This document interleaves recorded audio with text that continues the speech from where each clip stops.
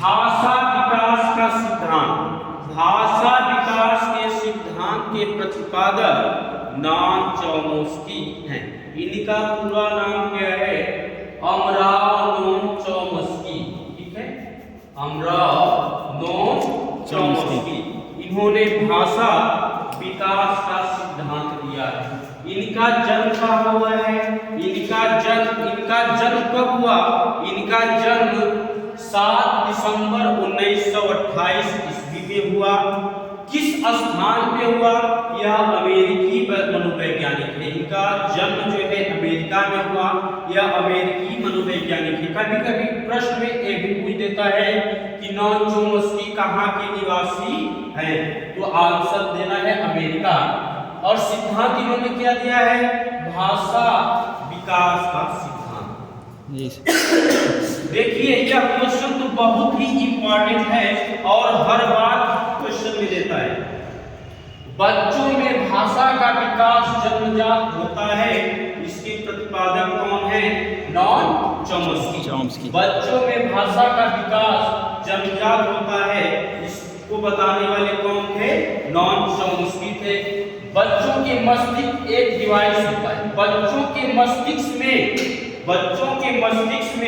उनके माइंड में, उनके दिमाग में एक डिवाइस फिट होता है जिससे वह सीखता है। उसी डिवाइस के द्वारा वह अधिगम करता है, सीखता है। ठीक। और देखिए सार्वभौमिक व्याकरण का सिद्धांत, ये भी बहुत इंपॉर्टेंट है। ये भी बहुत एग्जाम में पूछता है। टीजीटी हो, पीजीटी हो, यूपीटेट हो, सीटेट हो, कोई भी टीचर का एग्जाम हो उसमें जरूर मिलेगा देखने को। सार्वभौमिक व्याकरण का सिद्धांत के प्रतिपादक कौन है? Non Chomsky. सार्वभौमिक व्याकरण का सिद्धांत के प्रतिपादक नॉन चॉम्स्की है। ये भी बहुत इंपॉर्टेंट है। स्वदेशी भाव का सिद्धांत। स्व मीन्स अपने परिवेश के, भाषा को समझने का। ठीक है, अपने देश या अपने परिवेश के भाषा के भाव को बच्चे क्या करते हैं? अपने ही परिवेश के भाषा के भाव को समझते हैं ना। तो यही बताया है कि स्वदेशी भाव का सिद्धांत नॉन चॉम्स्की ने दिया है। व्याकरण जन्मजात होता है। बच्चे मैं तू आप, ठीक है, ये लगाते रहते हैं, तो ये उनमें जन्मजात व्याकरण है। यह भी कौन बताया? नॉन चॉम्स्की ने बताया था। यह डिवाइस जो है भैया, यह बताया कि उनके मस्तिष्क में डिवाइस होता है। तो डिवाइस को हम क्या कहेंगे? लैड कहेंगे। LAD. L for language, A for acquisition, D for device. ठीक है। भाषा अधिग्रह और डिवाइस में होता है यंत्र से है। भाषा मतलब अधिग्रह से क्या है? उसको ग्रहण करने से है। क्या ग्रहण करने से? भाषा। ठीक। तब जो अधिग्रहण करेगा तो ये यंत्र के द्वारा करेगा।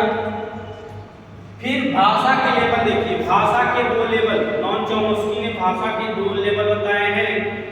सतही संरचना और गहरी संरचना। ठीक है, सतही संरचना को हम सरफेस लेवल बोलते हैं। सरफेस लेवल, इसका मतलब सतही संरचना का मतलब ये होता है कि बालक या बच्चे जो शब्दों को सिर्फ केवल बोलते हैं लेकिन उसके अर्थ को नहीं समझते हैं, उसी को कहते हैं सतही।